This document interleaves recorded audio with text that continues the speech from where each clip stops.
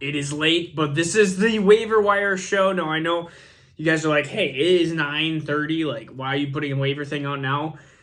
This is not a crazy, maybe this is not a crazy extensive list of waiver wire priority pickups here, but we are going to be talking through some waiver wire pickups here. The first one, these are going to be actually a couple players that should be rostered in leagues now. We talked about them last week. It is Christian Watson. He's been a touchdown machine the last 2 weeks. Isaiah Pacheco, who is the starting running back for Kansas City. He had over 100 yards this last week, which was absolutely amazing. Clyde Edwards-Helaire somehow sprained his ankle, which it didn't even look like he sprained his ankle, but he just all of a sudden reached down for what I thought was a knee injury. Immediately I thought, oh, maybe he tweaked his knee, but then all of a sudden he couldn't even walk, so I don't know what happened there. And then Rachaad White, if Leonard Fournette, who is questionable, if he is unable to play, Rachaad White, again, another 100, he had a 100-yard game as well, and so he is somebody that should be started and should be picked up for this important stretch of couple games here. Also, Joshua Palmer, if he was dropped. Now, this is one of those that I've seen a lot of people drop him on Saturday because I saw Mike Williams and Keenan Allen back. Keenan Allen was on a pitch count or snap count, you could say, and Mike Williams re-injuring that ankle.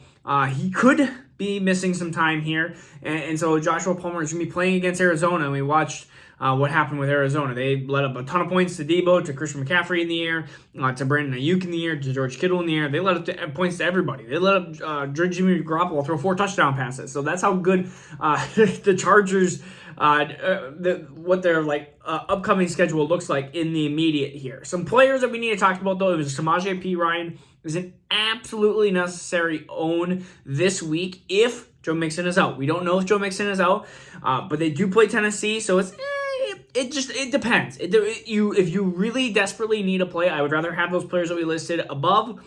But if you need a 1 week start, then Samaje Perine is potentially your guy. The next one, and this is an automatic. This is more of a longer term play, but is Latavius Murray. He does play against Carolina. Carolina is a decent defense against the run sometimes, and sometimes they absolutely do nothing against the run. So you know what, Carolina is it's a mystery. But Latavius Murray is a more long-term play. Melvin Gordon cut. Chase Edmonds hurt. So Latavius Murray, again, probably not that 1 week boom like Samaje Perine's going to have, but a better longer-term play throughout the season. So likely you're probably going to rather have Latavius Murray unless they absolutely need a desperate play. Some wide receivers here. Darius Slayton, he's been actually pretty well you watch the Giants, they had a lot of Wan'Dale Robinson, and all of a sudden he tore his ACL, unfortunately. So you have the number one target there. You have Parody Campbell that seems to do very well with Matt Ryan. And then you have Donovan Peoples-Jones. He does play against Tampa Bay, but he's also been a serviceable player. The best one of this grouping, though, is Treylon Burks, and he plays against Cincinnati. Treylon Burks over 100 yards, and yeah, I know that the last play, added to his stats, but Treylon Burks is the A.J. Brown replacement in that offense, and he could be one of those guys that is wide receiver 20 the rest of the year, and I can't see that much for any of the other wide receivers that we just talked about. 2 other players that we really need to talk about, and then we're going to talk about some a little bit deeper dives here.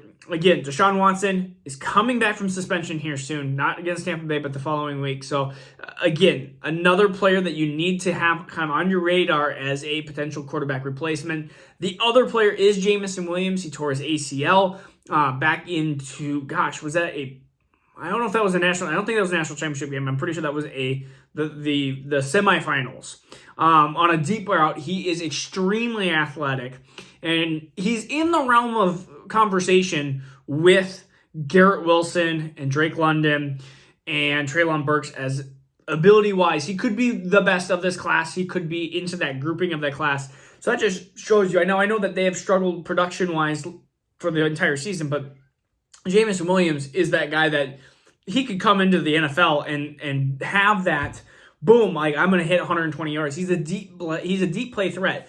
And we've seen Detroit wide receivers not name Amon-Ra St. Brown. So, we've seen DJ Chark have some actual production. We've seen Khalil Raymond have some actual production. And I'm blanking on the third wide receiver, and I can't think of his name. I'm upset that I can't think of Josh Reynolds. Josh Reynolds has actually had production in this offense outside of Amon-Ra St. Brown. And Jameson Williams if he's healthy, will eat up probably a ton of that. And Detroit is actually winning, so they might want to bring him back. Other players that we need to talk about is DeMarcus Robinson. Had a bunch of targets. Again, deeper flyer here. David Njoku, bad game last week, but against Tampa Bay, I actually really like him for this next week here. And Dawson Knox against Detroit, another kind of option here, but I mean, we're really running thin. And really, Jerick McKinnon slash Sky Moore are these kind of like, be careful, like, not be careful, like, keep an eye on it. If Juju's hurt, and if McCole Hardman, who's on IR, and then we have Kadarius Toney with the poor hamstrings, those two players, and especially if Isaiah Pacheco gets even dinged up, then it could be Jerick McKinnon's backfield. So if you're a team that needs either handcuffs or flyers, like that's the potential route. The last player we're going to talk about is one of my favorite tight ends. Lately, he's been a touchdown machine. It has been Juwan Johnson. He does play against San Francisco, so that is a little bit of a bummer here. But Juwan Johnson, he literally has been just a touchdown monster. And so, again, what else do you want from a tight end? I mean, the last time I put my flag behind a tight end was like 3 weeks ago, which was Greg Dulcich. And what has happened after that? He has fallen off the map. But again, maybe I just cursed that tight end position. All right, so this is Marcus with Dynasty Dads. We will see you Thursday and Friday. We're going to be doing the starts of the week, the sits of the week. Actually, it's Thanksgiving. Crap. It's Thanksgiving. I don't know if I'm going to be able to do starts and sits of the week. That stinks. I just realized that. Maybe Friday I'll do starts and sits of the week in one video. But I don't... You're just going to have to put your questions below. And maybe I'll just do if I have time on Wednesday. I have a crazy busy day on Wednesday. And Thursday morning, of course, we're double familying on Thanksgiving. So have a great Thanksgiving, guys. But, I mean, it is not looking great to produce another video here soon. I will try to do it Friday or Saturday. I will try my darnest to do it. But let me know your questions, your start-sit questions, and I will get back to you as soon as I possibly can. And if you do it on Thanksgiving and I'm driving to one of my family get-togethers or my wife's family get-togethers, I will probably not answer until I get to that location. So there you go. Actually, I will not answer until I get to that location. So, all right, peace out. Have a good Thanksgiving, guys. If I don't see you before, or if you don't see me before then, have a good one. Peace out.